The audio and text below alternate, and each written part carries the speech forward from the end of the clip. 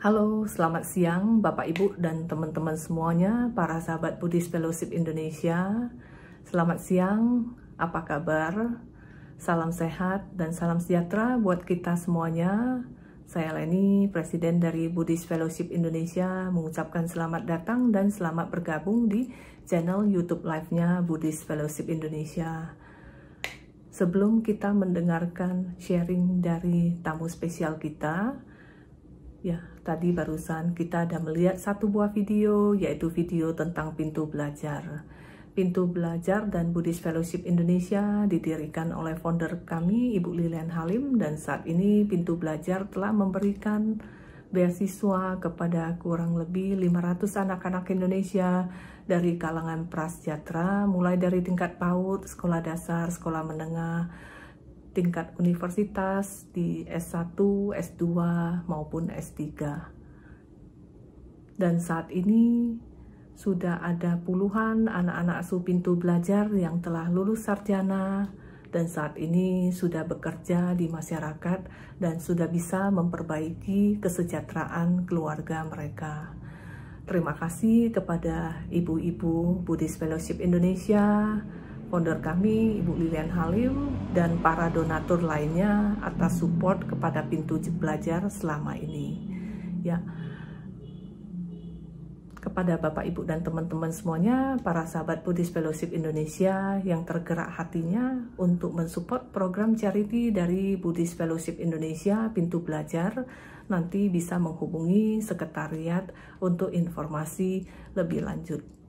Mudah-mudahan ke depannya Pintu Belajar bisa membantu lebih banyak lagi anak-anak Indonesia dari kalangan prasejahtera sehingga bisa mencerdaskan anak bangsa, dan mudah-mudahan anak-anak asuh Pintu Belajar selain bermanfaat dan berkontribusi untuk kesejahteraan keluarga mereka, nantinya juga bisa bermanfaat dan berkontribusi untuk masyarakat Indonesia dan membanggakan bangsa dan negara tercinta kita, Indonesia.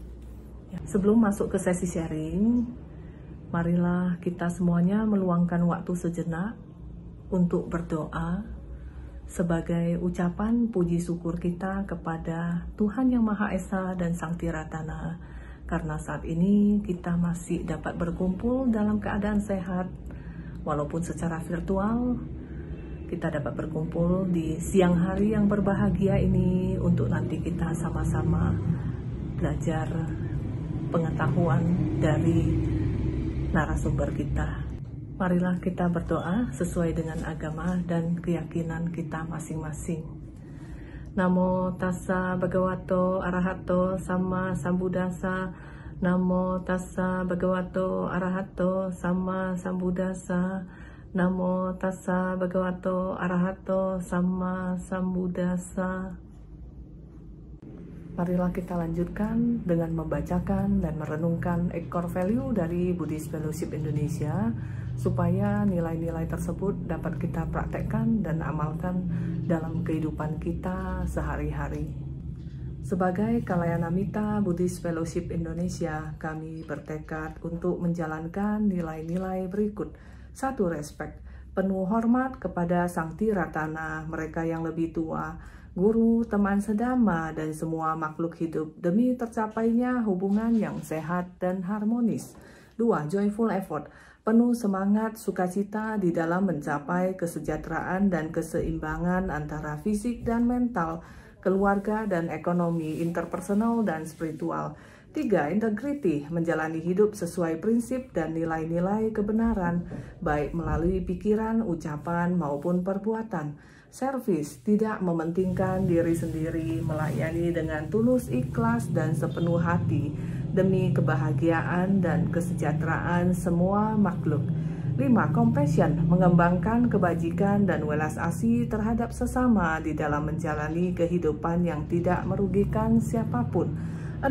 Learning, terus belajar dan meningkatkan kualitas diri, baik secara pengertian maupun praktek dhamma, demi kemajuan spiritual hingga tercapainya pembebasan sejati. 7. Self-reflection, melakukan introspeksi diri. mengembangkan kesadaran dan kebijaksanaan, penuh rasa syukur di dalam menjalani kehidupan yang penuh makna. 8. Faith, mengembangkan pandangan benar serta keyakinan yang kokoh untuk terus hidup sesuai dengan Buddha Dharma. Selamat siang Bapak Ibu dan teman-teman semuanya, para sahabat Buddhist Fellowship Indonesia. Namo Buddhaya, salam sehat dan salam sejahtera buat kita semuanya. Di siang hari yang berbahagia ini, kita sangat berbahagia sekali ya, karena kedatangan seorang tamu istimewa, ya, Pak Kasmi Abu Bakar, ya, yang nanti akan membagikan pengetahuannya kepada kita semua. Ya. Pak Asmi adalah seorang pendiri dari Museum Peranakan Tionghoa, ya, yang ada di Tangerang. Adapun topik pada hari ini adalah keberagaman sebagai kekuatan bangsa Indonesia. Ya. Dan pada siang hari ini,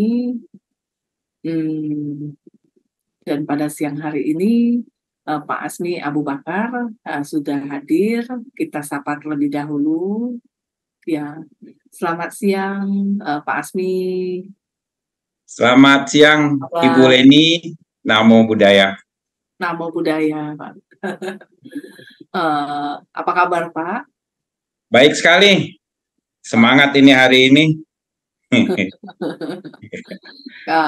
Kalau apa yang biasa salam juga biasanya Assalamualaikum gitu ya Pak ya?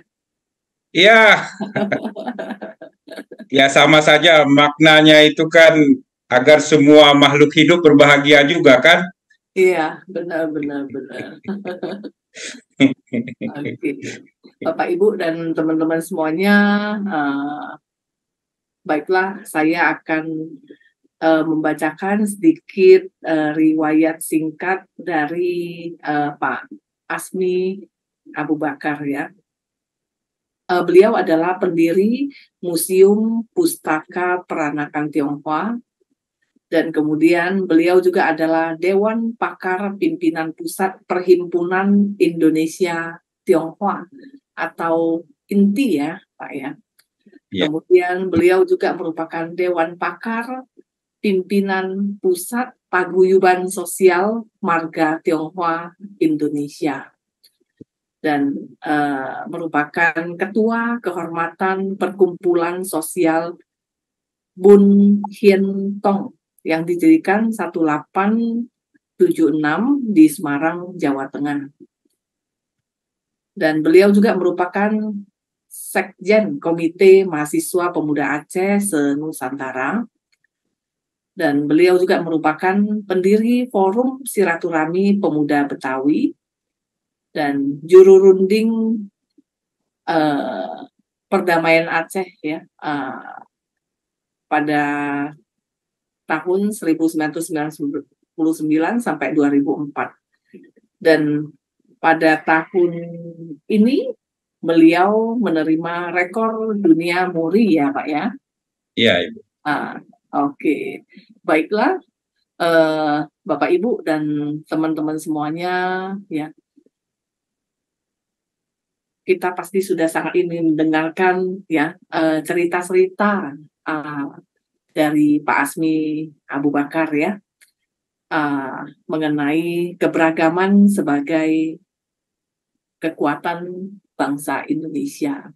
Nah, tapi mungkin sebelum kita mendengarkan sharing dari beliau, mungkin satu pertanyaan awal ya Pak Asmi ya.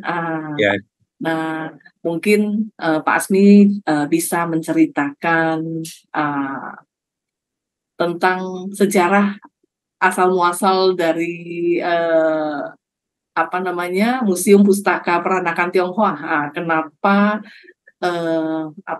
Pak Asmi seorang putra Aceh ya, yang tentu saja kebudayaannya pasti sudah berbeda ya dengan masyarakat Tionghoa ya, karena mungkin setiap di Indonesia kan mempunyai banyak suku, ras dan yang berbeda-beda ya. Itu kenapa begitu banyak adat istiadat, suku dan budaya yang berbeda-beda. Kenapa Pak Asmi bisa ibaratnya jatuh cinta pada kebudayaan Tionghoa? Mungkin ini bisa diceritakan kepada kita semua dan masyarakat Indonesia. Terima kasih.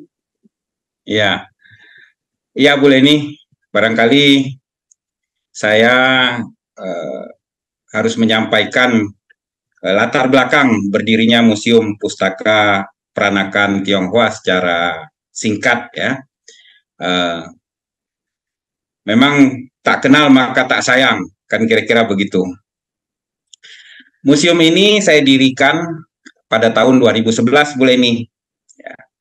Lokasinya di seputaran Tangerang, tepatnya di BSD. Itu di kawasan CBD BSD. Mulanya apa yang ada dalam museum ini adalah koleksi pribadi saya. Koleksi yang isinya sesuai dengan namanya, ya, pustaka. Jadi isinya ini buku, majalah, foto, dokumen-dokumen lain yang tercetak tentunya. Jadi itulah isi daripada Museum Pustaka ini, ya, kepustakaan. Kenapa saya mengumpulkan ini semua? Satu hal yang mendorong saya untuk mendirikan museum ini adalah peristiwa Mei 98 Bu Leni. Di mana pada saat itu kita tahu ada kerusuhan yang terjadi pada tanggal 13 dan 14 Mei. Beberapa waktu sebelum turunnya Presiden Soeharto, ya, yang berkuasa sejak tahun 1960-an sampai 1998. Nah, kita tahu peristiwa itu terjadi kerusuhan yang luar biasa, yang semestinya tidak perlu terjadi. Saya memiliki pandangan, kenapa itu terjadi adalah akibat terbatasnya informasi yang diterima oleh masyarakat tentang saudaranya dari etnis Tionghoa. Jadi pada waktu itu masyarakat berhasil diprovokasi bahwa kondisi kerusuhan Mei 98 itu salah satu penyebabnya ya sembako mahal ya. Pada waktu itu resesi ekonomi, mungkin boleh ini masih ingat ya. Itu salah satu yang menjadi kambing hitam adalah orang-orang Tionghoa. Ini yang kemudian menjadi pemicu tindakan anarkis dari sebagian masyarakat di Indonesia. Mereka menganggap salah satu penyebab terjadinya resesi ekonomi saat itu adalah orang-orang Tionghoa, sehingga masyarakat menjadikan saudaranya sendiri dari orang Tionghoa menjadi sasaran pada waktu itu. Nah, ini satu peristiwa yang sekali lagi semestinya tidak perlu terjadi seandainya masyarakat tahu bahwa orang Tionghoa adalah bagian penting juga dari berdirinya bangsa dan negara Indonesia ini. Sayangnya informasi tentang keberadaan orang Tionghoa itu terbatas. Bahkan lebih jauhnya dihilangkan. Atau lebih buruknya lagi, ada fitnah-fitnah terhadap orang Tionghoa yang sebetulnya tidak mereka lakukan. Saya membayangkan ini tidak perlu terjadi seandainya informasi tentang orang Tionghoa cukup diakses oleh masyarakat. Sayangnya informasi tentang orang Tionghoa sangat terbatas. Nah, ini penyebabnya Bu Leni pada saat itu. Jadi, bagaimana sebetulnya orang Tionghoa sama saja dengan etnis lain, ya, dengan etnis Aceh misalnya, dengan etnis Jawa, Bugis, dan seterusnya, sama saja. Mereka memiliki kontribusi yang sama besarnya dengan etnis lain. Nah, berangkat dari pandangan itu, saya berpikir bahwa solusinya adalah memberikan informasi yang cukup tentang orang-orang Tionghoa, baik sejarahnya, budayanya, dan tentang apa saja mengenai orang-orang Tionghoa di Indonesia. Tentu saja itu bukan hal yang mudah, karena segala informasi tentang orang Tionghoa sangat minim keberadaannya juga. Jadi saya harus ceritakan bagaimana buku-buku tentang sejarah budaya Tionghoa juga hilang dari peredarannya. Masyarakat tidak bisa mengakses informasi tersebut. Tentu saya tidak hanya bisa memberikan ide atau gagasan. Saya tahu apa yang saya sampaikan ini barangkali harus saya pikul sendiri, ya. Saya tanggung sendiri, jadi gagasan saya kerjakan sendiri, mengoperasionalkannya. Kemudian saya mulai mencari bahan-bahan informasi tentang perjuangan orang-orang Tionghoa. Nah, inilah yang menurut saya langkah pertama ya, yang mendorong saya mendirikan museum. Dan belum terpikir ini saya untuk mendirikan museum sebetulnya, belum terpikir, hanya kemudian memberikan informasi lah. Ya. Itu sekitar tahun 98-99 ya. Jadi saya bayangkan seandainya informasi itu tersedia, maka bisa diselesaikan faktor utama penyebab pandangan negatif terhadap orang-orang Tionghoa bisa kita atasi. Informasi itu ada. Nah, itu yang kemudian menjadi pijakan saya untuk melangkah lebih jauh, Bu Leni. Nah, pada perjalanannya saya berpikir bahwa hanya orang-orang Tionghoa, hanya orang-orang non-Tionghoa yang mengalami keterbatasan informasi. Ternyata orang-orang Tionghoa sendiri juga mengalami keterbatasan informasi terhadap sejarah dan budayanya sendiri. Ini saya baru ketahui ketika dalam mengumpulkan bahan-bahan tersebut, saya membuka diskusi lah ya, atau mencari tahu ke masyarakat, ke akademisi, dan lain-lain. Ada faktor tambahan yang sebelumnya tidak saya ketahui. Ternyata orang Tionghoa juga sama dengan etnis non-Tionghoa, sama-sama tidak memiliki informasi yang cukup tentang dirinya sebagai satu etnis di Indonesia. Nah, ini secara singkat, Bu Leni, itu salah satu penyebab yang mendorong saya mendirikan museum terkemudian. Satu faktor sangat penting lainnya saya harus sebutkan adalah peristiwa tsunami yang terjadi di Aceh pada tahun 2004. Peristiwa tsunami di Aceh pada tahun 2004 itu luar biasa, itu tragedi kemanusiaan yang termasuk paling besar di abad ini. Bayangkan saja, hampir 200.000 orang-orang Aceh pada saat itu meninggal dunia karena bencana tsunami, gelombang besar saat itu yang menyapu pantai dengan seluruh isinya. Nah, pada saat kejadian itu, saya menyaksikan bagaimana orang-orang Tionghoa hadir ya, di hari-hari pertama ketika tragedi itu terjadi.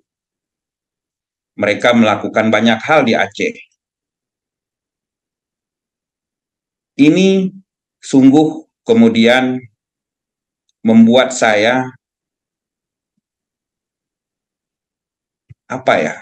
mungkin berpikir lebih dalam. kenapa orang-orang Tionghoa ini hadir ke Aceh? Ini pertanyaan yang barangkali kelihatan sederhana, tapi begitu mengusik diri saya pada saat itu, Bu Leni. Mereka sendiri mengalami bencana yang juga maha dahsyat. Jadi di antara orang-orang yang datang membantu di Aceh dari berbagai etnis, berbagai bangsa, saya menaruh perhatian yang lebih kepada orang-orang Tionghoa saat itu. Kenapa orang-orang Tionghoa ini begitu peduli terhadap yang terjadi di Aceh? Bukankah mereka sendiri mengalami bencana alam? Ya. Jadi saya membayangkan orang Tionghoa juga mengalami bencana alam seperti tsunami di Aceh juga dalam waktu yang tidak hanya semalam, ya, seperti di Aceh, tetapi berpuluh-puluh tahun. Bagaimana segala hal tentang ketionghoaan, tentang jati diri mereka juga disapu, ya, oleh gelombang besar, bukan gelombang dari laut, tetapi aturan, regulasi.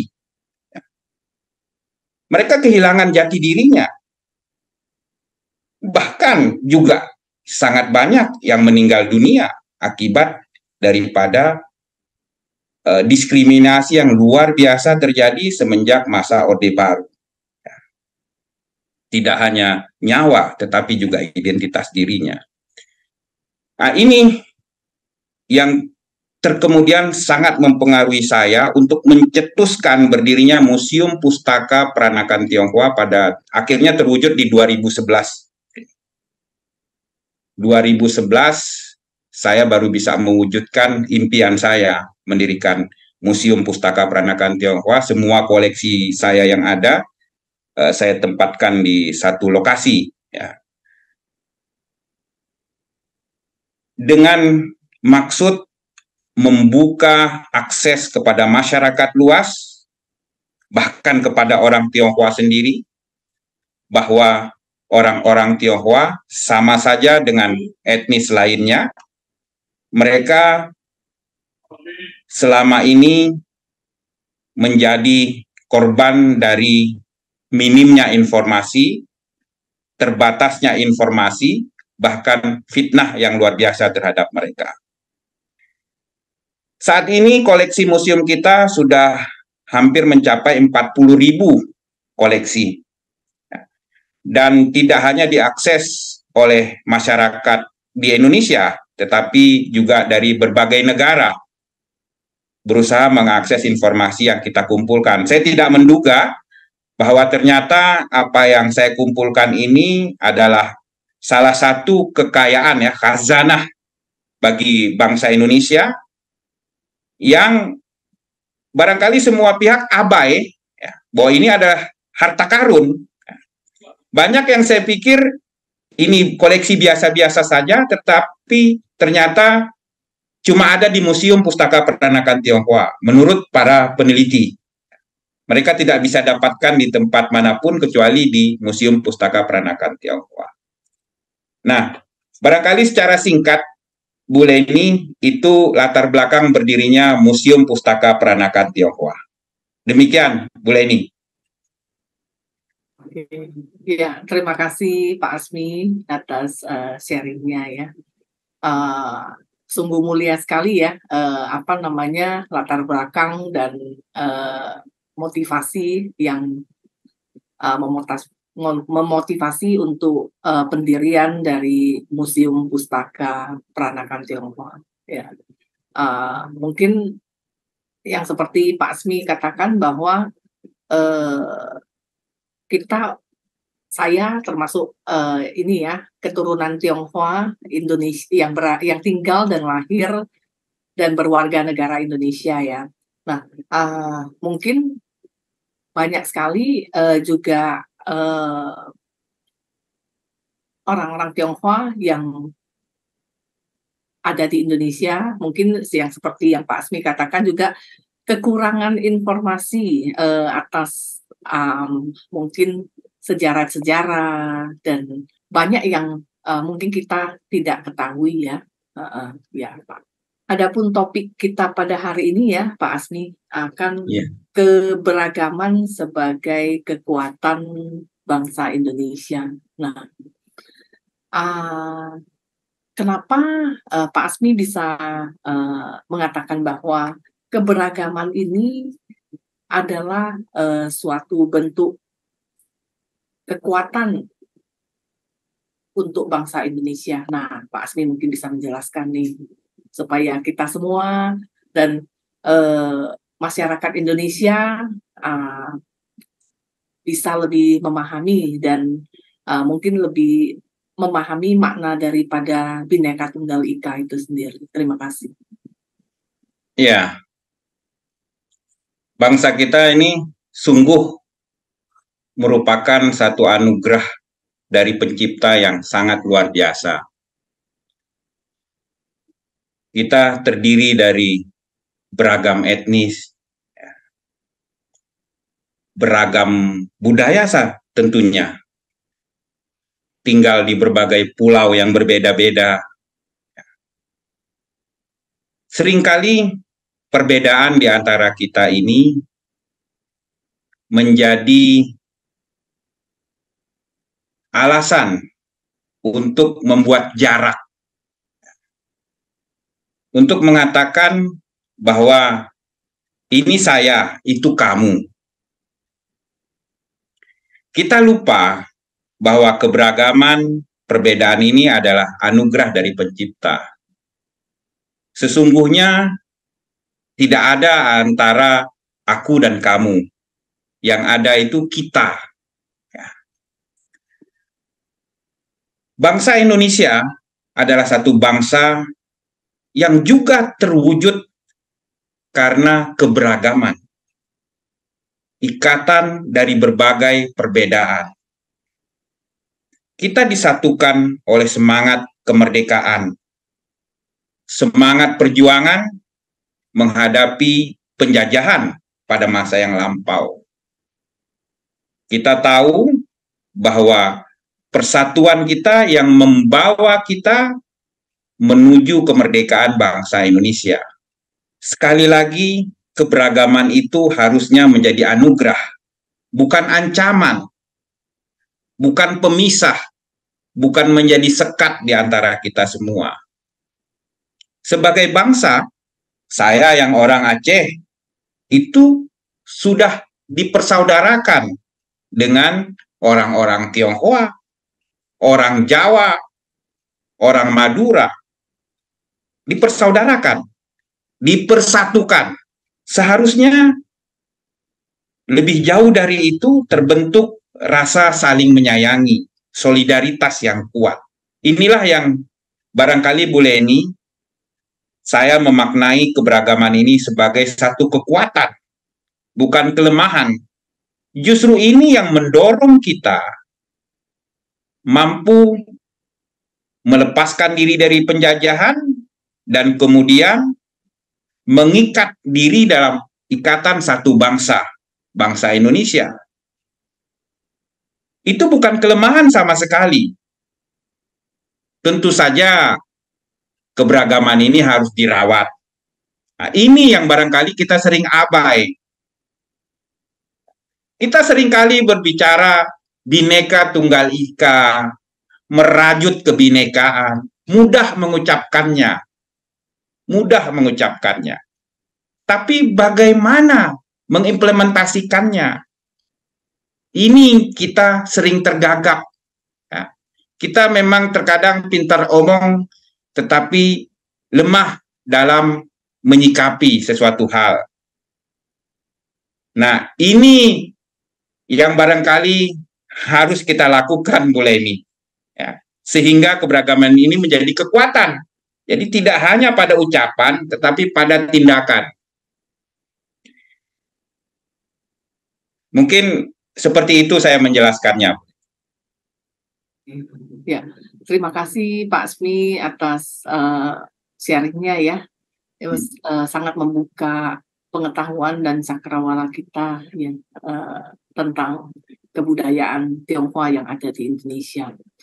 Nah, Pak Asmi, mungkin Pak Asmi bisa menceritakan sedikit ya mengenai mungkin beberapa barang koleksi yang ada di museum yang mungkin menjadi koleksi kesayangan atau sangat bernilai dan sangat bersejarah. Mungkin Pak Asmi bisa menceritakan beberapa favoritnya. Dan kemudian ini saya lihat ada artikel ya Pak ya, mungkin kita bisa mulai dari situ ya. Oke. Boleh minta tolong di-share? Ya, ada 5 artikel ini, ada 5 koleksi yang tertuang dalam artikel. Ini diterbitkan oleh Intisari pada bulan Februari 2023 bulan ini. Yang pertama, koleksi yang cukup berharga di museum itu media Sinpo, ya, tahun pertama. Nah, ini beberapa peneliti yang datang ke museum mengatakan cuman ada di Serpong, di Museum Pustaka Peranakan Tionghoa. Media Sinpo ini media yang luar biasa. Ya. Mereka sudah menggunakan bahasa Melayu ya, semenjak terbitnya. Itu jauh sebelum 1928, 18 tahun sebelumnya, 1910 sudah menggunakan bahasa Melayu. Dan media ini sangat erat dengan perjuangan pergerakan kemerdekaan bangsa Indonesia. Media inilah yang kemudian menggunakan kata Indonesia untuk pertama kalinya di media, menggunakan atau menghapus kata Hindia pada tahun 1926. Dan media inilah yang kemudian menyiarkan lagu kebangsaan Indonesia Raya pada tanggal 10 November 1928. Tidak ada media lain yang berani menyiarkan lagu kebangsaan Indonesia pada saat itu, karena resikonya sangat besar. Tapi media Sinpo ini tercatat oleh sejarah sebagai media yang berani mengambil resiko berat tersebut. Sinpo ini harian yang sangat besar, terbesar pada saat itu, Bu Lenico. Indikatornya iklannya sangat banyak, ya. Kalau iklannya banyak berarti dia media itu besar, kira-kira seperti itu. Dan mereka tentu berani kehilangan pemasang iklan, bahkan bisa dibredel saat itu oleh pemerintah Hindia Belanda. Nah, ini media Sinpo ini banyak sekali isinya yang berkenaan dengan perjuangan bangsa Indonesia. Nah, inilah salah satu tampilan gambar koleksi yang sangat langka yang hanya ada di Museum Pustaka Peranakan Tionghoa. Koran Sinpo tahun pertama dari nomor 1. Berikutnya barangkali yang kedua. Nah, surat Jenderal A.H. Nasution kepada Laksamana John Lee. John Lee adalah salah satu-satunya, bukan salah satu, pahlawan nasional Republik Indonesia yang berasal dari etnis Tionghoa, yang resmi diakui oleh negara. Di Museum Pustaka Peranakan Tionghoa tersimpan ribuan, boleh ini bukan hanya 1 atau 10, tetapi ribuan koleksi tentang Laksamana John Lee. Seorang yang sangat luar biasa, yang sulit sekali dicari bandingannya. Ya. Bahkan tentang Laksamana John Lee ini dimuat dalam buku sejarah Aceh, boleh ini, pada tahun 1950-an. Nama John Lee itu sudah dikenal di Aceh pada awal-awal kemerdekaan.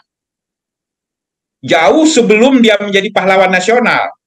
Bahkan nama John Lee sampai saat ini juga belum begitu dikenal dengan baik oleh masyarakat luas di Indonesia. Di Aceh, ya, nama beliau itu sudah masuk. Oh ya, saya baru pertama kali mendengar nama beliau setelah Bapak ngomong. Ya, ya itu akibat daripada minimnya informasi atau terbatasnya informasi, Bu Leni. Ya. Jadi Mayor John Lee ini pejuang tangguh kebanggaan bangsa Indonesia. Ya. Beliau surat-surat beliau, foto, dokumen itu ribuan tersimpan di Museum Pustaka Peranakan Tionghoa.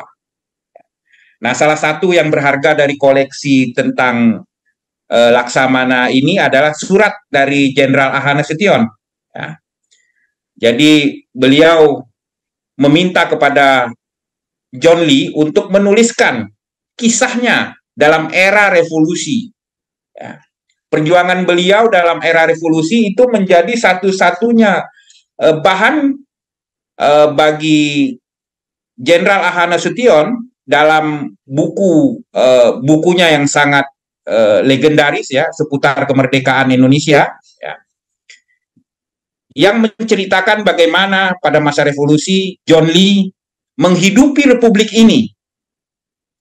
Dia melakukan perdagangan, padahal pada waktu itu Belanda memblokadenya. Kisahnya sangat patriotik. Panjang kalau saya harus ceritakan.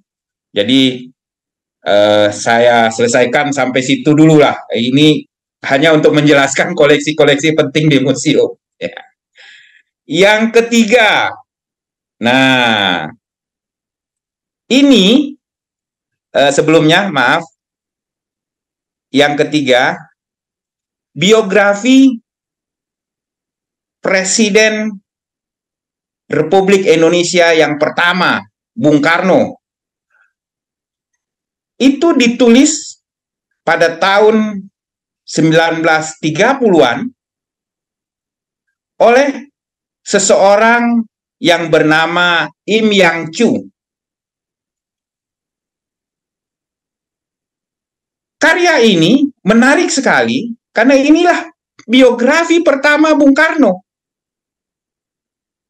Beliau masih sangat muda saat itu, ya, dan yang menulis adalah orang Tionghoa, bukan etnis lain. Ini kan menunjukkan betapa besar apresiasi dari Im Yang Chu terhadap Bung Karno. Im Yang Chu ini, Bu Leni, ini yang mendirikan, pernah tahu apa semacam vitamin suplemen? Iya, pernah dengar, Pak. Ini pendirinya. Itu yang memiliki. Ini langka sekali koleksi biografi ini. Ya. Jadi bukan etnis lain yang menulis tentang Bung Karno, tetapi seseorang yang berasal dari etnis Tionghoa. Berikutnya, koleksi keempat yang juga penting. Nah, ini papan nama Sekolah Tionghoa Huekuan. Apa sih Sekolah Tionghoa Huekuan ini? Dan apa pentingnya sih papan nama ini? Kan gitu pertanyaannya. Ini adalah jejak sejarah pendidikan modern bangsa Indonesia. Kita sering mengenal, sering mendengar nama Budi Utomo yang didirikan pada tahun 1908 sebagai Hari Kebangkitan Nasional. Ya, Bu Leni? Iya, benar, Pak. Jarang diketahui oleh masyarakat, 7 tahun sebelumnya, tepatnya 1901, ada satu organisasi pendidikan kebanggaan bangsa Indonesia yang sudah didirikan. Organisasi pendidikan modern. Sekolah inilah yang menurut beberapa peneliti menginspirasi. Bahkan berdirinya Budi Utomo. Menginspirasi berdirinya lembaga pendidikan milik orang-orang Arab yang bernama Al-Irsyad. Dan seterusnya. Ratusan cabang THHK atau Tionghoa Huekuan ada di seluruh Indonesia. Bermula di Batavia, Jakarta, menyebar ke seluruh Indonesia, termasuk di Aceh, ada di Manado, ada di Kupang, ada di Padang, ya, ratusan. Ya. Dari sekian banyaknya sekolah tersebut, inilah papan nama satu-satunya yang tersisa, Bu Leni, yang ada di Museum Pustaka Peranakan Tionghoa. Yang lain udah hilang. Sekolah ini kemudian didirikan kembali, itulah yang namanya Pahwa yang ada di sekitar Gading Serpong hari ini. Ya, ya. Kita simpan banyak sekali dokumen tentang sekolah penting bagi bangsa Indonesia ini. 1901. Ya. Baik, berikutnya yang kelima, buku masakan Tionghoa Betawi. Ini juga menarik, ya. Koleksi buku masakan. Masakan Betawi. Jadi Betawi ini adalah salah satu etnis di Indonesia yang boleh dikatakan erat sekali hubungannya dengan Tionghoa. Bahkan unsur Tionghoa dalam Betawi itu begitu kuat, mewarnai segala aspek kehidupannya, ya, makanan, tata cara perkawinan, bahasa, ya. Di sini kebetulan yang saya simpan salah satunya adalah masakan kuliner. Ya. Ini menarik sekali buku ini karena menyimpan berbagai resep masa lampau, ya. Resep masakan masa lampau yang khas bangsa Indonesia. Sudah beberapa ahli kuliner datang ke museum ingin kemudian menjadikan resep itu dijadikan makanan yang sesungguhnya, Bu Leni, ya. Jadi dimasak, ya. Itu siapa yang terakhir? William Wongso. Oh iya. Dia lihat resep ini, kemudian dia bikin menjadi makanan. Enak sekali, jadi kita cicipi, luar biasa rasanya, ya. Jadi ini menginspirasi beberapa komunitas pencinta makan enak, ya, untuk membuat kembali masakan tersebut. Banyak resep-resep ajaib di sini. Barangkali itu yang 5 koleksi di antara koleksi lainnya yang kami simpan di Museum Pustaka Peranakan Tionghoa. Demikian, Bu Leni. Oke, ya.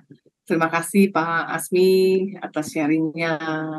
Nah, Pak, kalau di museum, kalau misalnya masyarakat mau berkunjung itu dibuka setiap hari atau bagaimana, by appointment atau bagaimana? Mungkin Pak Asmi bisa menjelaskan. Iya. Semenjak pandemi, ya, saya membuka dengan perjanjian sebelumnya, by appointment. Semenjak pandemi, kalau dari tahun 2011 sampai 2020 itu setiap hari buka, ya. Tapi kemudian saya merubah konsep dibukanya museum ini karena saya merasakan satu hal yang lebih efektif ketika museum ini juga menjemput. Jadi museum itu kan biasanya menunggu pengunjung, ya, Bu Leni? Iya, benar, benar. Nah, ini menjemput orang-orang, jadi mengantarkan informasi. Ada orang-orang yang barangkali tidak akan pernah datang ke Museum Pustaka Peranakan Tionghoa ini karena takut isinya buku, ya. Mungkin sudah alergi terhadap kertas, gitu, ya. Buku tua pula. Nah, saya tahu orang-orang ini harus didatangi untuk kemudian diberikan asupan informasi dari koleksi Museum Pustaka Peranakan Tionghoa. Dan ini yang membuat saya agak kerepotan sebetulnya karena banyak sekali undangan dari berbagai tempat di berbagai wilayah, gitu. Tapi saya menikmatinya, Bu Leni, sehingga saya harus mengatur waktu sedemikian rupa. Jadi kadang jadwalnya itu kalau mau berkunjung setidaknya 2 minggu sebelum berkunjung tuh udah harus dibuat. Memang sedemikian padat aktivitas pada saat ini, Bu Leni.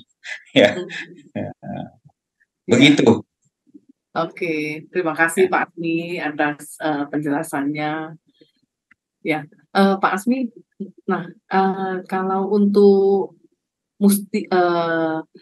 barang-barang koleksi dari Museum Pustaka Peranakan Tionghoa ini, ya, Bapak mengumpulkan koleksi-koleksinya itu perlu waktu berapa lama, Pak, dari sampai bisa disusun sebagai museum, Pak? Maksudnya awal-awal kan mungkin hunting barangnya, mengumpulkan barangnya itu perlu waktu berapa lama, Pak?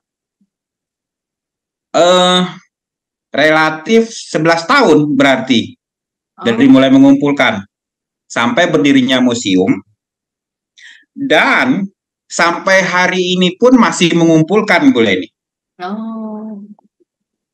Dan barang-barang, maksudnya barang-barang koleksi dari Museum Pustaka Tionghoa ini benar-benar hanya yang dari Indonesia saja ya, Pak Asmi? Atau mungkin ada yang dari luar negeri juga?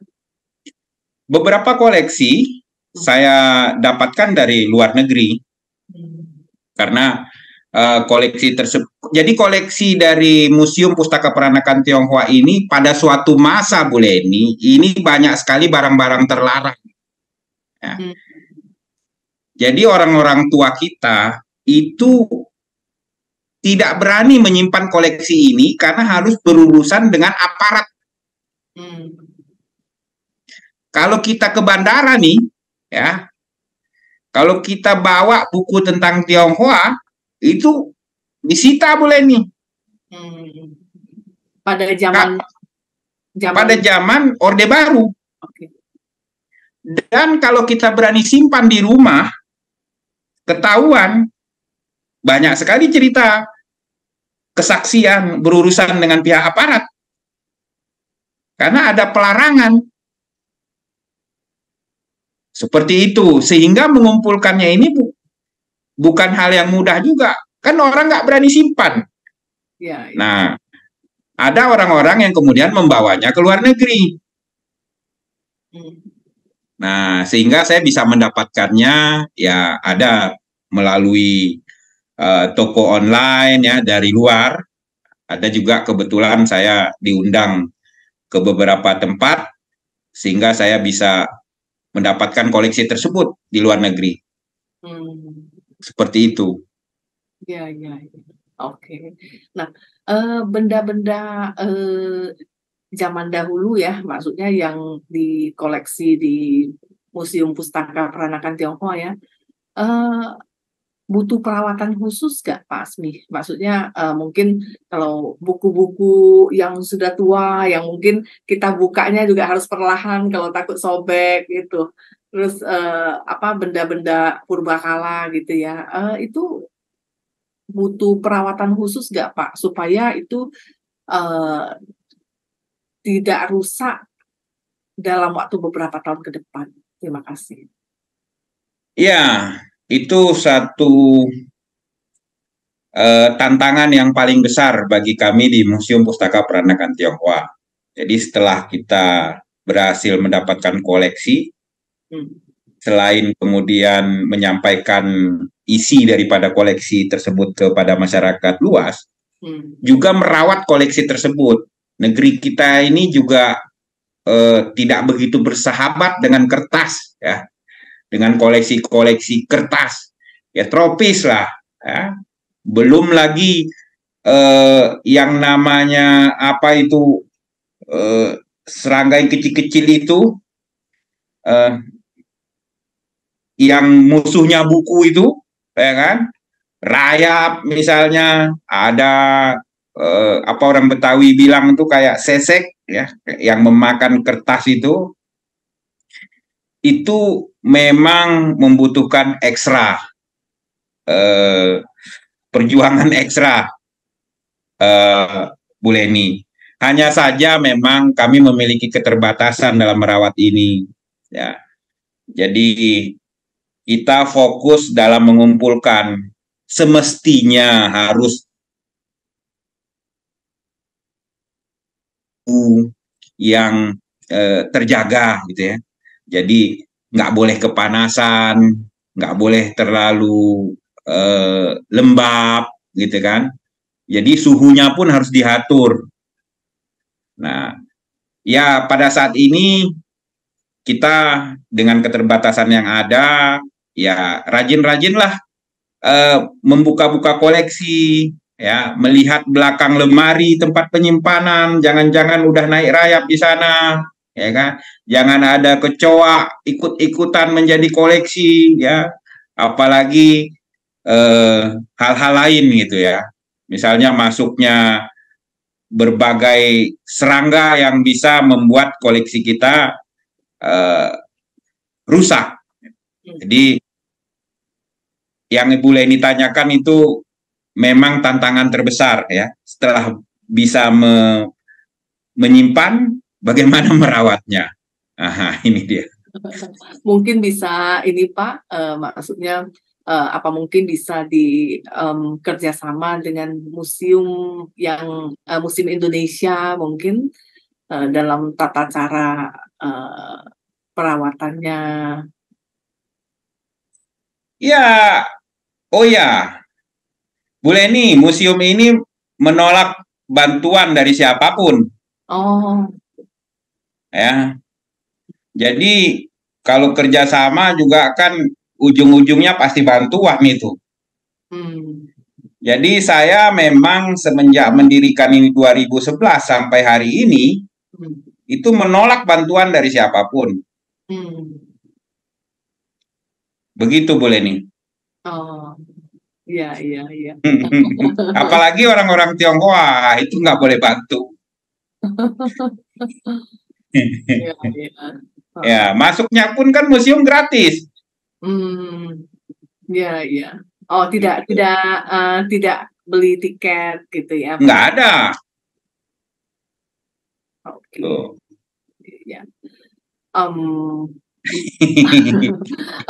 Sudah mendapat perhatian dari ini apa namanya pernah diliput sama media dari mungkin luar negeri seperti Tiongkok gitu, Pak? Sudah. Apa itu? Short Morning China Post miliknya Jack Ma itu. Oh, Itu koran terbesar di sana ya. oke. Itu 2 kali meliput kita. Ya, ya. Dari negara lain juga ada. Oke. Gitu. Ya. Nah, Bapak mungkin bisa menceritakan sedikit tentang penghargaan dari Muri yang diterima pada tahun 2023 ini ya. Penghargaan seperti apa? Terima kasih. Ya, jadi pihak Muri melihat museum ini kan nggak ada lagi di Indonesia, nggak ada yang lain, ya, cuma inilah satu-satunya. Dan di luar juga nggak ada memang khusus museum kepustakaan untuk peranakan Tionghoa, ya inilah satu-satunya, sehingga rekornya tidak hanya menjadi rekor Indonesia, tapi rekor dunia. Jadi apresiasi ini ya kami terimalah dan membuat ya apresiasi itu kan membuat kita lebih semangat ya, Bu Leni. Iya, Pak. Jadi kami terima itu belum sebulan atau 2 bulan yang lalu lah, saya lupa tepatnya tanggalnya. Oleh kalau Museum Rekor Indonesia Pak Jaya Suprana ya, kalau nggak salah. Pak Jaya, ya, beliau langsung menghubungi saya, ingin memberikan apresiasi, seperti itu. Ya.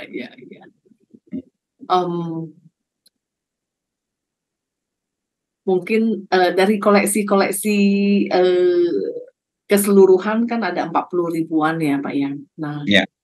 Yang paling sulit didapatkan yang mana Pak? Yang mendapatkannya dengan penuh perjuangan gitu. Terima kasih. Ya, sebetulnya ini sulit menjelaskan mana yang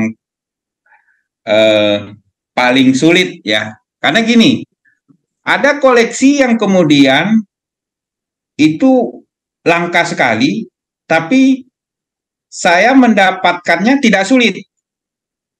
Ya. Tapi koleksinya sangat langka. Saya tahunya terkemudian. Ketika ada peneliti datang, wah ini saya cari kemana-mana nggak ada, cuma ada di sini kata dia.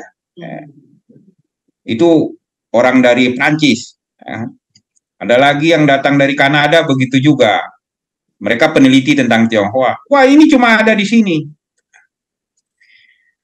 Banyak yang saya kira sulit saya dapatkan, ternyata tidak begitu penting juga gitu. Ya, jadi maksudnya istilah sulit ini bukan berarti dia penting. Jadi kadang-kadang begini Bu Leni, saya melihat semua koleksi yang ada di sini ini sama berharganya. Ya. Ada yang barangkali pada hari ini saya tidak mengetahui jika koleksi tersebut begitu penting. Sehingga tiba nanti ada orang yang datang yang menjelaskan betapa pentingnya koleksi tersebut. Ini sering terjadi loh. Ya. Nah, contoh kayak papan nama yang tadi itu Tionghoa Huekuan. Ya. Itu saya nggak tahu awalnya itu papan nama Tionghoa Huekuan ketika beli Bu Leni. Ya kan? Jadi saya beli itu untuk saya taruh di depan museum. Nah, di belakang saya ini kan ada tulisan Museum Pustaka Peranakan Tionghoa. Ini di depan museum nih pelang nama ini kan. Tapi ini tadinya yang saya taruh itu pelang nama yang warna hitam tadi Tionghoa Huekuan. Sebagai penanda bahwa di dalamnya itu tersimpan koleksi mengenai Tionghoa. Jadi saya carilah yang ada aksara Mandarinnya kan. Nah, biar wah ini ada hubungannya dengan Tionghoa gitu. Jadi saya beli itu nggak tahu itu artinya apa. Ketika saya sudah pasang di depan, datang orang, Pak, itu dapat dari mana katanya? Saya dapat dari Solo. Bapak tahu itu apa? Ya saya jawab, tidak tahu karena memang tidak tahu kan. Jadi ini ketika awal-awal berdiri museum mulai. Itu papan nama sekolah Tionghoa Huekuan, sekolah legendaris. Ya. Wah, karena saya sudah tahu artinya, saya turunkan, saya masukin ke dalam, takut diamankan orang lain kan. Jadi, nah, yang koleksi John Lee tadi Bu Leni, yang ribuan tadi juga, itu malah datang sendiri ke rumah saya, diantarkan oleh orang. Yang antarnya nggak tahu bahwa ini koleksi penting, dan dia juga nggak minta bayaran. Nah, jadi kembali ke pertanyaan Bu Leni, tentu dasar pertanyaan Bu Leni itu yang paling sulit, yang paling berharga, toh asumsinya kan gitu. Benar-benar Pak. Ya kan? Ya, jadi kadang ada beberapa yang menurut saya sulit, ternyata itu koleksi biasa-biasa saja. Karena keterbatasan pengetahuan saya. Terima kasih atas sharingnya, ya Pak. Ini ada yang mau ditanyakan. Nah, Pak, dari kesekian banyak sekali barang-barang peninggalan, mungkin boleh dikatakan leluhur dari bangsa Indonesia ya, yang dikumpulkan dan maksudnya di museum Bapak ya. Apakah ada tanda-tanda histori bahwa etnis Tionghoa yang warga negara Indonesia pada zaman sebelum kemerdekaan juga banyak berkontribusi buat Indonesia. Ya mungkin Bapak bisa ini ya, maksudnya bahwa ini kan Bapak bilang tadi kan ada lack of information yang diterima masyarakat Indonesia ya. Nah, jadi maksudnya Ya. ini banyak barang-barang bersejarah di tempat Bapak nih, di Museum Pustaka Peranakan Tionghoa. Nah, apakah dari benda-benda tersebut ada bukti historical yang menunjukkan bahwa ternyata etnis Tionghoa juga banyak memberikan kontribusi kepada Indonesia baik sebelum masa kemerdekaan ataupun setelah masa kemerdekaan. Terima kasih Pak. Iya, Bu Leni. Stigma yang berkembang di masyarakat tentu negatif ya, namanya stigma atau stereotip. Ya. Pandangan sebagian masyarakat, pandangan negatif bahwa orang-orang Tionghoa adalah dikatakan misalnya membantu penjajahan Belanda, ya, antek Belanda, mereka hanya melulu berbicara masalah ekonomi, ya, mencari keuntungan saja. Mereka dianggap pendatang, bukan pribumi. Ya. Itu adalah pandangan-pandangan yang berkembang luas di masyarakat. Sebetulnya, yang sebenarnya adalah kebalikan dari pandangan tersebut. Ketika orang-orang Tionghoa dianggap menjadi bagian dari penjajahan, membantu Belanda, menjadi antek Belanda saat itu pandangan yang sama sekali 180 derajat bertolak belakang dengan faktanya. Bagaimana tidak? Justru satu perlawanan terbesar yang pernah dilakukan oleh bangsa Indonesia, perjuangan terbesar yang pernah dilakukan di Nusantara ini, dimotivasi, dipimpin oleh orang-orang Tionghoa. Ratusan tahun sebelum kemerdekaan, tepatnya pada tahun 1740 sampai 1743, terjadi perlawanan maha dahsyat yang dipimpin oleh orang-orang Tionghoa. Satu perang yang dikenal dengan nama Geger Pacinan. Perang luar biasa, arealnya saja Bu Leni, areal perangnya itu bermula dari Jakarta, Batavia saat itu namanya, menyisir sepanjang utara Pulau Jawa sampai ke Banyuwangi, bahkan masuk ke tengah, ke arah Magelang, ke arah Kartasuro. Areal perangnya ini satu Pulau Jawa.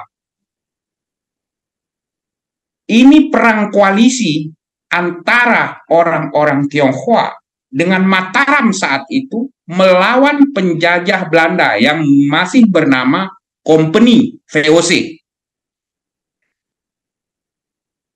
Kalau hanya memotivasi dagang, itu terlalu sederhana sekali. Ini memotivasi perang. Ya. Kalau dagang yang hilang paling modal. Kalau perang, nyawa. Bagaimana bisa pada suatu masa, faktanya, orang-orang Tionghoa bisa membangkitkan semangat juang saudara-saudaranya dari etnis lain dengan segala keterbatasan. Company itu kuasa besar, ya. Organisasi dagang yang paling kaya di dunia saat itu ya VOC. Dengan segala kekuatannya, tentu ini kan menimbulkan rasa khawatir, rasa ketakutan, rendah diri, ya, bagi yang ingin melawan kuasa besar tersebut. Dimulai dari perlawanan di Jakarta, kemudian mendapatkan sambutan dari Sultan Mataram, ya, Sinuhun pada waktu itu, Pakubuwono II, dan Mangkubumi, yang kemudian menjadi Hamengkubuwono pertama. Meletuslah perang terbesar yang dikatakan oleh sejarawan Belanda Di antaranya yang bernama Luc Nachtegaal, itu profesor. Ya. Kemudian ada E. Boxer, juga profesor, sejarawan besar, yang menyatakan bahwa itulah perang terbesar yang pernah dialami, dihadapi oleh Kompeni Belanda sepanjang pendudukannya di Nusantara. Kita kenal dengan nama-nama Hamengkubuwono, Pakubuwono, Amangkurat V, Sambernyowo. Itu adalah beberapa nama yang terlibat dalam perang tersebut. Tetapi adakah kita pernah mendengar nama Limpinko, Tansinko, Pibulung, Sopanjang atau Kapiten Sepanjang, Panglima-panglima perang Tionghoa yang memimpin perang besar tersebut? Jarang yang mengetahui informasi tersebut, Bu Leni. Sesungguhnya orang-orang Tionghoa sama saja dengan etnis lainnya. Mereka juga berhadapan-hadapan dengan penjajah Belanda. Mereka mempertaruhkan nyawanya. Bahkan kisah yang luar biasa terjadi ketika Pakubuwono II kemudian berbalik badan. Ini sama saja dengan berkhianat sebetulnya. Mereka kemudian bersekutu dengan Kompeni, kemudian menghadapi tentara Tionghoa.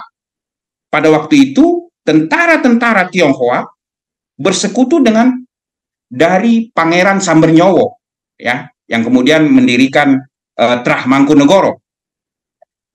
Dalam keadaan yang sangat terjepit, yang sangat lemah.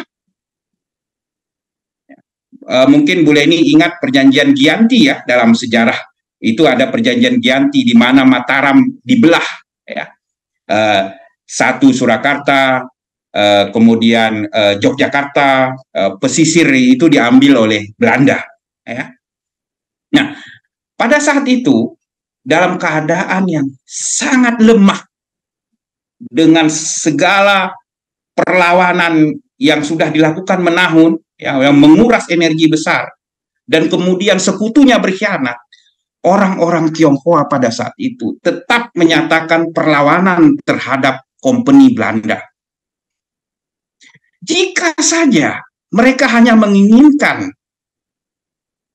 perdamaian, tanda kutip, mereka hanya ingin berdagang, mencari kehidupan sehari-hari, tentu akan mereka menerima ajakan perdamaian dari Belanda untuk menyerah tentunya.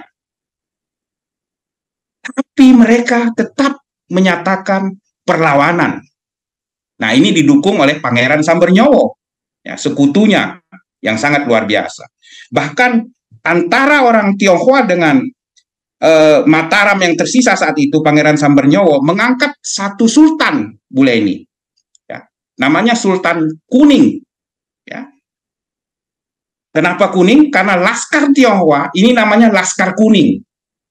Sultan ini kemudian dibuang ke Ceylon, ya, diasingkan oleh Kompeni Belanda. Kisah ini adalah kisah besar milik bangsa Indonesia yang menyatakan bahwa orang-orang Tionghoa ikut dalam satu peristiwa perlawanan terbesar yang pernah terjadi di Nusantara.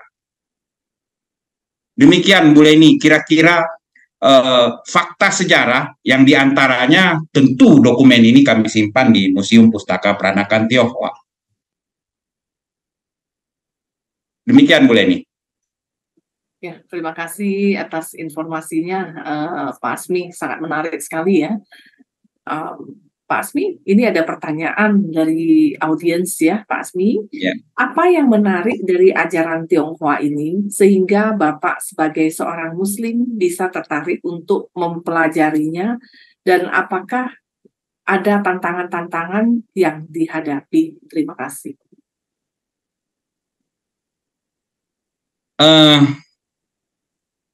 Tentu ketika saya sudah mengumpulkan koleksi-koleksi ini, saya tidak hanya merasa kagum ya dengan apa dilakukan oleh orang-orang Tionghoa di Nusantara. Tapi juga terus terang saya jatuh cinta ya, dengan apa yang mereka perbuat semenjak zaman dahulu kala, ya, falsafah hidup dan seterusnya.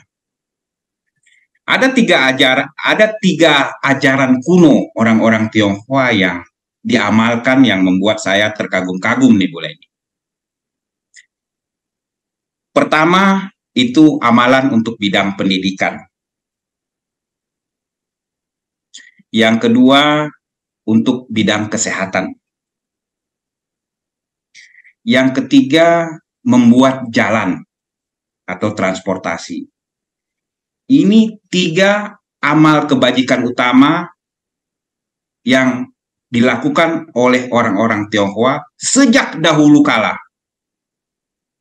Jika mereka memiliki kelebihan uang atau kemampuan, ya, mereka akan memilih yang utama dari tiga tersebut. Entah itu pendidikan, entah itu membantu kesehatan orang, entah itu membuat jalan atau jembatan. Bagi saya itu amat luar biasa, ya. Tentu di luar tiga ini kan masih ada lagi yang lain, ya. Tapi kenapa tiga ini? Ini tentu prosesnya panjang. Ya, saya terus terang melihat ini kan satu pencapaian dari umat manusia, ya. Bukan hanya Tionghoa sebetulnya, kebetulan dari orang Tionghoa, ya. Peradaban Tionghoa ini kan peradaban umat manusia juga. Kalau yang lain kan udah punah nih, ya, kayak Yunani kan udah punah, ya. Yang masih ada di dunia ini kan Tionghoa. Nah, ini tiga ajaran kuno yang mungkin bagi saya menawan hati saya. Dan bakti kepada orang tua dan leluhur. Ini di luar yang tiga tadi. Orang Tionghoa ini tidak lepas dari ibu bapaknya, kakek neneknya, leluhur-leluhur di atasnya. Mereka akan selalu pulang ke sana. Dan banyak sekali contoh-contoh amal bakti. Jadi bukan hanya dorongan untuk berbakti, tetapi bagaimana berbakti itu? Itu banyak sekali. Bu Leni lebih tahu, ya. Bagaimana berbakti pada orang tua itu orang-orang Tionghoa luar biasa. Nah, inilah yang membuat saya kemudian banyak menerapkan ajaran-ajaran ini di rumah saya sendiri, ya. Saya bahkan merasa alangkah indahnya jika saya dulu berpikir, saya kan orang Aceh, Bu Leni, ya. Iya, benar, Pak. Tapi sekarang saya udah jadi Tionghoa, Bu Leni. Karena ada marga juga, ya. Ada marganya. Terus dalam konsep keberagaman yang saya percayai, yang saya jelaskan tadi, ya, kalau kita menjadi bangsa Indonesia, ya, boleh dong saya mengaku sebagai orang Jawa, saya mengaku sebagai orang Tionghoa, boleh dong, ya kan? Kita sudah dipersaudarakan, ya kan? Sudah dipersatukan. Bu Leni ngaku Aceh juga nggak apa-apa, kan gitu. Nah, itu kira-kira seperti itu, Bu Leni. Oke, terima kasih Pak atas penjelasannya. Mungkin ada pertanyaan lagi, tapi sebelum nyambung ke pertanyaan, izinkan saya terlebih dahulu untuk menayangkan sebuah video tentang Pintu Belajar. Ya. Pintu Belajar adalah program edukasi dari Buddhist Fellowship Indonesia.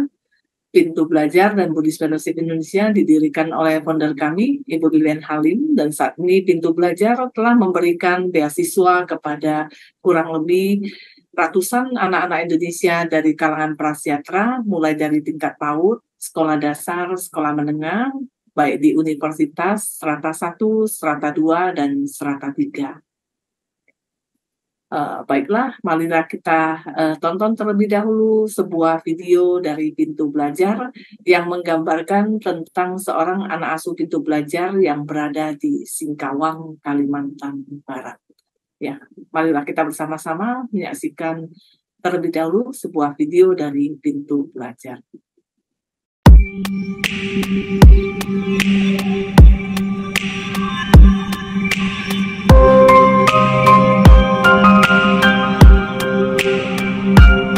Nama saya Perlia, saya mempunyai 9 saudara. Saya dari 9 saudara itu saya yang terakhir, hanya cuma saya saja yang sekolah.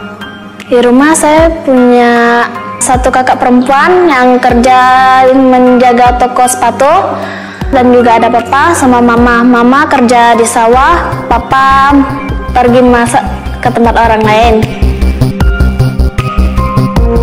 Mama ke sawah dari jam 6 sampai jam 9 lewat begitu, di sana buat nanam padi.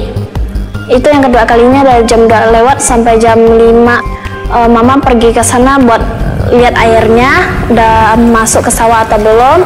Juga biasa mama di sana nanam padi juga, cabut rumput yang di sawah. Papa sih biasa sering memasak resepsi pernikahan dan juga biasa resepsi ulang tahun pekong. Kalau 1 minggu itu biasanya ada yang nyuruh, itu dia baru ikut. Kalau lagi nggak masak, bantuin mama di sawah. Kalau umur mama udah 60 tahun, umur papa itu udah 55. Kakak biasanya kalau punya uang lebih dia ada bantu, kalau tidak. Saya biasa di rumah bantuin mama masak dan beres-beres rumah saja. Di hari Minggu saya juga ada mengikuti kegiatan Damayobana yang diselenggarakan dari Viara. Saya di Damayobana belajar mengetik, kerajinan tangan, storytelling, bernyanyi, dan parita. Saya punya cita-cita menjadi seorang koki. Mungkin saya bisa usaha sendiri. Kalau ada modal saya bikin masak di warung dulu.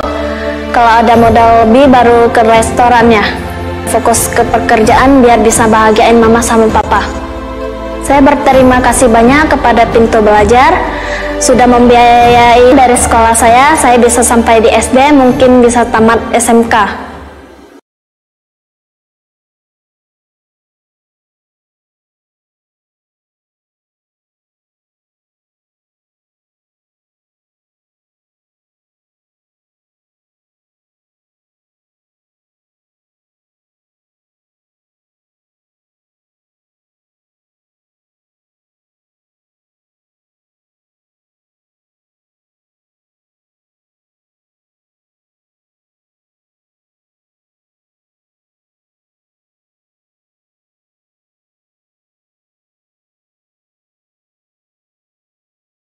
Terima kasih kepada Bapak, Ibu, dan teman-teman semuanya yang telah menyaksikan sebuah video dari Pintu Belajar. Terima kasih juga kepada Ibu-Ibu Buddhist Fellowship Indonesia, founder kami Ibu Lilian Halim, dan semua donatur yang telah mensupport program Pintu Belajar Buddhist Fellowship Indonesia. Semoga ke depan lebih banyak lagi anak-anak Indonesia dari kalangan prasejahtera yang bisa dibantu pendidikannya oleh Pintu Belajar. Ya, dan saat ini sudah ada puluhan anak-anak Pintu Belajar yang telah lulus sarjana dan sudah bekerja, dan saat ini sudah bisa memperbaiki kesejahteraan keluarga mereka. Dan semoga anak-anak Pintu Belajar nantinya bisa bermanfaat untuk keluarga, masyarakat, bangsa, dan negara tercinta kita, Indonesia. Dan bagi Bapak, Ibu, dan teman-teman semuanya yang ingin mensupport program Pintu Belajar Buddhist Fellowship Indonesia, nanti bisa menghubungi sekretariat untuk informasi lebih lanjut. Ya, terima kasih. Ya, oke, baiklah, kita lanjut di sesi tanya jawabnya. Ya, Pak, ini masih ada pertanyaan, Pak. Izin bertanya. Ya. Pada masyarakat di era modern saat ini, ya, Pak, ya, apa sebaiknya peran dari kita nih, setiap individu di masyarakat, ya, untuk menjaga keberagaman ini dan untuk menjaga keberagaman suku, budaya, adat istiadat yang berbeda-beda, ya, supaya hubungan kekerabatannya bisa lebih erat bukan yang gampang untuk diadu domba seperti zaman dahulu kan banyak diadu domba oleh bangsa penjajah ya Pak ya. Nah, jadi gimana supaya setiap individu nih, terutama anak-anak muda nih ya, bisa melakukan apa atau peran apa yang bisa mereka lakukan dalam kehidupan sehari-hari supaya keberagaman yang ada di Kepulauan Negara Republik Indonesia ini bisa menjadi kekuatan yang sesuai dengan judul kita ya. Tetapi tidak mudah diadu domba gitu. Terima kasih. Ya, Bu Leni, tak kenal maka tak sayang. Ya. Jadi artinya kita harus lebih mengenal terlebih dahulu, ya. Memahami itu tahapan selanjutnya. Berkenaan dengan pendalaman saya terhadap materi orang-orang Tionghoa, sebetulnya yang perlu dilakukan pada hari ini adalah mengenal lebih jauh siapa sih orang Tionghoa itu, apa sih kontribusi mereka, jejak perjuangan mereka. Dari sini nanti akan timbul tahapan selanjutnya. Ya, sayang itu tadi. Seandainya orang-orang tahu kalau orang Tionghoa juga sama saja dengan etnis lain, ya. Orang Tionghoa banyak banget pahlawannya. Ya. Pejuang-pejuang Tionghoa ini tersebar di Sumatera, di Jawa, Sulawesi, Kalimantan. Seperti tadi Ibu tadi menayangkan video dari anak-anak didik di Singkawang ya. Iya benar. Itu salah satu anak asuh kita, anak asuh Pintu Belajar yang berada di Singkawang. Ya. Saya ketika mendengar nama Singkawang, itu yang langsung terfikir di kepala saya Alia Phat namanya.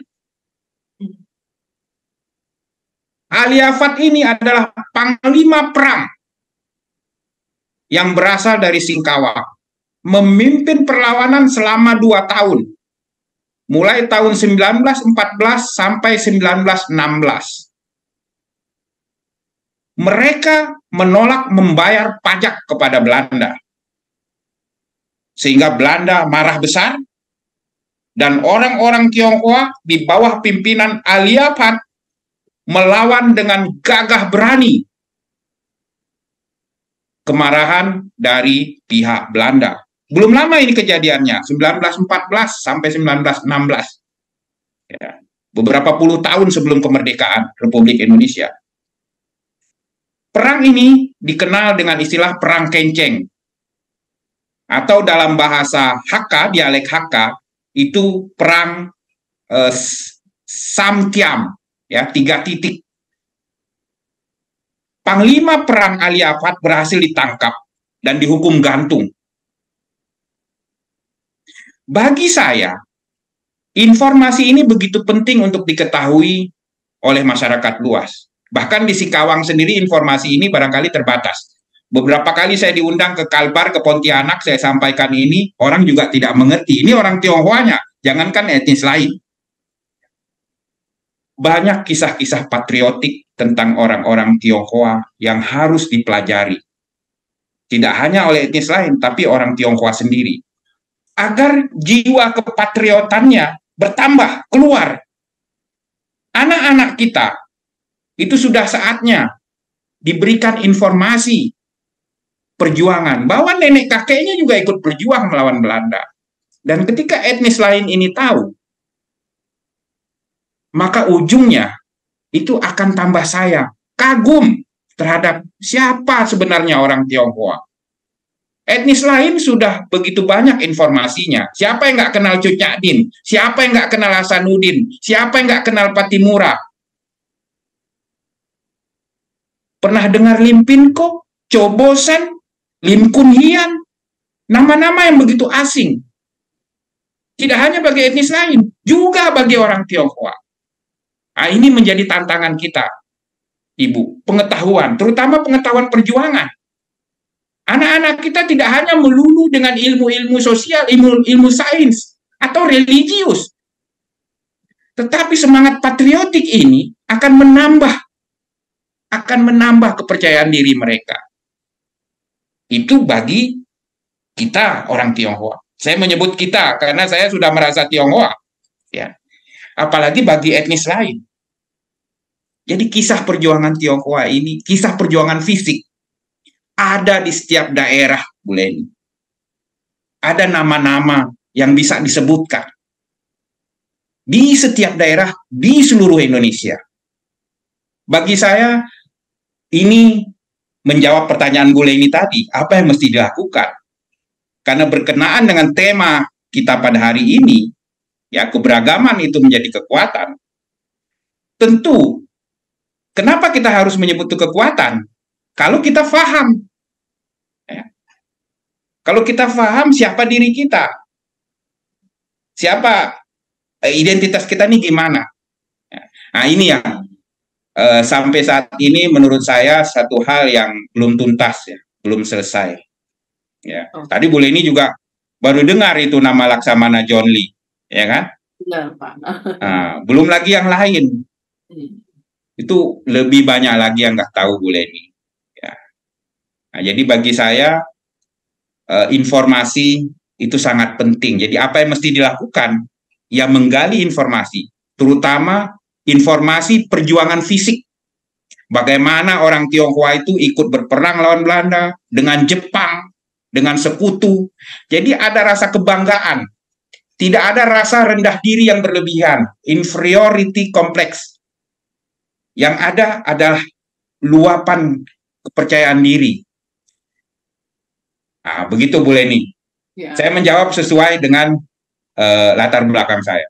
Oke, terima kasih sekali Pak Asmi atas sharingnya, sangat bermanfaat sekali dan sangat menambah wawasan kita semuanya, ya, tentang sejarah dan histori dari kaum Tionghoa yang ada di Indonesia, ya. Dengan informasi tersebut kita bisa menambah wawasan kita bahwa etnis Tionghoa yang ada di Indonesia juga berkontribusi pada masa sebelum penjajah maupun setelah kemerdekaan juga turut berkontribusi untuk kemajuan dari bangsa Indonesia ini. Ya, tentu saja etnis yang lain juga berkontribusi. Ya, dan Pak Asmi Abu Bakar juga adalah merupakan keluarga besar dari etnis Tionghoa, ya, putra Aceh, tapi juga merupakan keluarga besar dari etnis Tionghoa, dan Pak Asmi juga udah merasa dirinya adalah bagian dari etnis Tionghoa, ya. Oke. Dan sampai dianugerahi nama Lim Seming, ya. Lim Seming. Mungkin Pak Asmi bisa menceritakan sedikit bagaimana sampai dianugerahi marga Lim. Terima kasih. Jadi gini Bu Leni, pernah suatu masa ada ketua umum dari organisasi Tionghoa terbesar namanya PSMTI. Ya. PSMTI ini Paguyuban Sosial Marga Tionghoa Indonesia. Itu dia keanggotaannya eksklusif. Kalau punya marga baru bisa jadi anggota itu, ya kan? Kalau nggak punya marga ya nggak bisa, kan gitu. Jadi dia datang untuk ke museum dengan rombongannya lah, namanya Pak Lim Wan King, ya. Dia seorang Taipan lah itu, ya. Orang Tionghoa ini pimpinannya udah pasti harus komplit, ya.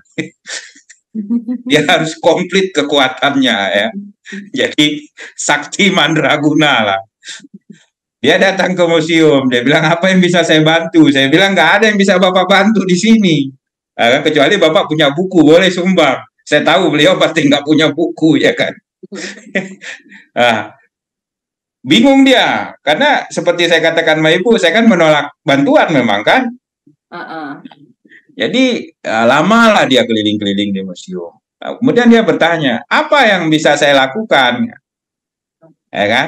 Nah, pada waktu saya bilang begini, Bu, Pak, ya, ini nama beliau Lim Wan King atau David Herman Jaya. Pak David, Pak David, kalau boleh memilih, saya ingin terlahir sebagai orang Tionghoa. Begitu saya bilang. Kaget Pak Davidnya. Jadi itu saking kagumnya saya terhadap budaya dan perjuangan orang-orang Tionghoa. Ya. Tapi sayangnya saya tidak terlahir sebagai Tionghoa. Gimana ya saya bisa menjadi orang Tionghoa? Itu saya sampaikan ke beliau. Saya tahu beliau itu punya semacam kuasa untuk memberikan marga. Ya. Jadi ini kan organisasi ini khusus bagi orang-orang Tionghoa. Ya. Nah, beberapa bulan kemudian diadakan satu kongres yang sangat besar di Semarang. Ya, itu mereka punya 300 organisasi cabangnya seluruh Indonesia tuh, PSMTI itu. Ya. Mereka kongres di sana dan salah satu hasil dari itu menjadikan saya jadi Tionghoa, kan di kongres tersebut. Wah, itu saya merasa anugerah terbesar, Bu. Namanya dikasih nama marga sama dengan ketua umum itu, Lim dia kan? Ya. Jadi barangkali dia udah koordinasi lah pasti dengan keluarga besar Lim ya kan? Dan diberikan sertifikat. Ya, Lim Seming, namanya Lim Seming itu berat sekali artinya mencerahkan dunia, ya menerangi dunia, ya kan? Jadi disitulah saya kemudian resmi menjadi Tionghoa, punya sertifikat, dan anak saya kuliah di Tiongkok hari ini juga pakai marga Lim, ya. Iya. Berarti jadi, anak Pak Asmi sampai sampai Bapak senangnya sama kebudayaan Tionghoa sampai menyekolahkan anaknya di China ya, di Tiongkok. Pilihan dia sendiri, Ibu. Tadinya dia mau ke Jerman. Iya. Udah siap segalanya. Tapi di ujung-ujung dia bilang, Pak, saya kepengen ke Tiongkok. Ngapain kamu nak ke Tiongkok? Mau kuliah di sana. Ambil jurusan apa? Sejarah. Sama sekali tidak saya pengaruhi, Bu Leni. Itu pilihan dia. Dan bagi saya, waduh, sebagai orang tua, kenikmatan apa lagi yang lebih indah dari itu? Ya, anak sekarang loh ngambil sejarah. Di kota mana, Pak? Dia di Ningbo. Oh, Ningbo, dekat Shanghai ya, kalau tidak salah. Iya. Setahun dia di Nanjing, dia kan harus belajar bahasa dulu. Jadi setahun dia di Nanjing, kemudian dia ke Ningbo. Oke, tepatnya di universitas mana, Pak? Universitas Ningbo. Oh, Universitas Ningbo. Ningbo. Jurusan histori ya? Iya, histori. Dia dapat beasiswa penuh dari pemerintah di sana. Ya, dapat gaji pula. Apa tuh istilahnya tuh? Stipend, apa uang apalah namanya itu. Jadi itu di luar pengaruh saya boleh ini. Jadi udah komplit udah rasa saya. Iya. Oke. Sangat bahagia juga mendengar anak dari Pak Asmi bisa bersekolah di Universitas Ningbo di Tiongkok ya. Ya, dia pengen meneruskan museum ini juga. Oke, bagus. Iya. Jadi cita-cita dari Pak Asmi benar-benar terrealisasi ya Pak ya. Sadu. Oke. Ya. Terima kasih atas sharingnya pada hari ini ya. Pak Asmi meluangkan waktunya yang sangat berharga untuk berbagi pengetahuan kepada kita semua ya. Ibaratnya mungkin saya sendiri dan teman-teman yang lain juga banyak banyak etnis Tionghoa yang ada di Indonesia, mungkin kita juga tidak begitu tahu sejarah dari perkembangan kaum Tionghoa yang ada di Indonesia. Dan hari ini ya sangat membuka wawasan sekali kepada kita semua. Dan mungkin suatu saat nanti bisa berkunjung juga ke museum Harus Pak Ibu, Asmi Abu Bakar. Bu Leni harus berkunjung ke museum dan kawan-kawan. Ini saya belum cerita banyak ya. Ya, Ketika bicara orang Tionghoa, tentu kita bicara umat Buddhis di dalamnya. iya benar Pak. Sejarah kepatriotan umat Buddhis itu hal yang sangat menarik loh. Dan itu akan menambah semangat hidup, terutama bagi anak-anak muda. Ya, kebanggaan, pride. Ya. Bagaimana umat Buddhis juga ikut berjuang dalam memerdekakan bangsa dan negara ini. Itu hal yang menarik yang barangkali di momen lain kalau datang ke museum saya akan kisahkan itu, Bu Leni. Oke, ya. Ya Terima kan? kasih ya Pak Asmi atas sharingnya. Semoga dengan keberagaman suku, budaya, bahasa yang ada di Indonesia ya, Ya. Walaupun berbeda-beda, akan tetapi kita tetap bisa merajut kebersamaan, kebinekaan ya, dan terus bersama-sama bergotong royong dari suku etnis apapun ya, kaum Tionghoa juga ya, bersatu padu untuk memajukan Indonesia ya, sesuai dengan slogan 78 tahun negara Indonesia kan, terus melaju untuk Indonesia yang lebih maju ya. Oke, ya. Baiklah, terima kasih Pak Asmi atas sharingnya, dan mungkin sebagai penutup ya, Pak Asmi bisa memberikan pesan-pesan singkat kepada anak-anak muda Indonesia, kita semua dan masyarakat Indonesia terkait topik kita pada hari ini, bagaimana keberagaman sebagai kekuatan dari bangsa Indonesia. Terima kasih Pak. Ya, saya masih memiliki impian dan saya berharap ini menjadi impian kita bersama. Apakah impian itu? Impian kami di Museum Pustaka Peranakan Tionghoa adalah memasukkan bahan-bahan tentang perjuangan dan budaya orang Tionghoa dalam materi resmi bahan ajar sejarah di sekolah-sekolah dasar. Sehingga ini bisa menjadi pencerahan bagi bangsa, bagi anak-anak bangsa, dan bisa menjadi semacam vaksin bagi anak-anak generasi penerus bangsa ini. Sehingga ketika mereka dewasa nanti, informasi tersebut seperti vaksin. Mereka akan imun, akan kebal terhadap hal-hal yang ingin merusak persatuan, keberagaman, kekuatan bangsa ini, terutama dari unsur bagaimana stigma terhadap orang-orang Tionghoa harus segera dientaskan.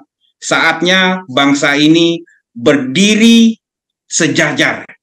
Ya, tidak ada lagi perbedaan di antara kita. Kita satu tanah air, sebangsa dan setara. Demikian dari saya. Terima kasih. Namo Buddhaya. Ya, terima kasih Namo Buddhaya Pak Asmi. Kami dari Buddhist Fellowship Indonesia ingin memberikan sedikit apresiasi penghargaan berupa plakat kepada Pak Asmi Abu Bakar ya. Kita berikan secara virtual terlebih dahulu, nanti kita akan berikan, saya terima Ibu. Ya, terima kasih.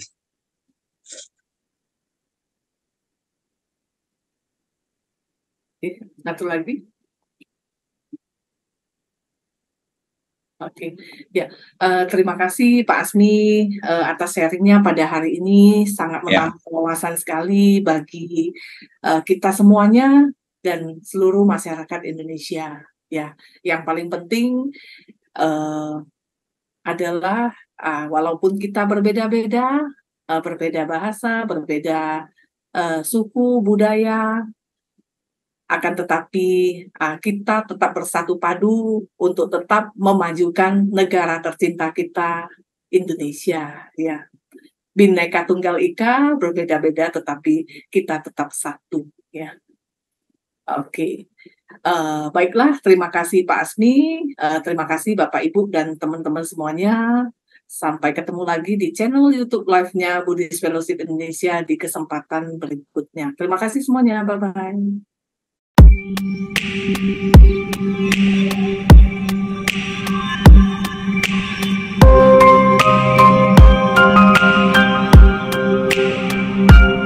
Nama saya Perlia, saya mempunyai 9 saudara. Saya dari 9 saudara itu saya yang terakhir, hanya cuma saya saja yang sekolah. Di rumah saya punya 1 kakak perempuan yang kerja menjaga toko sepatu, dan juga ada papa sama mama. Mama kerja di sawah, papa pergi masak ke tempat orang lain.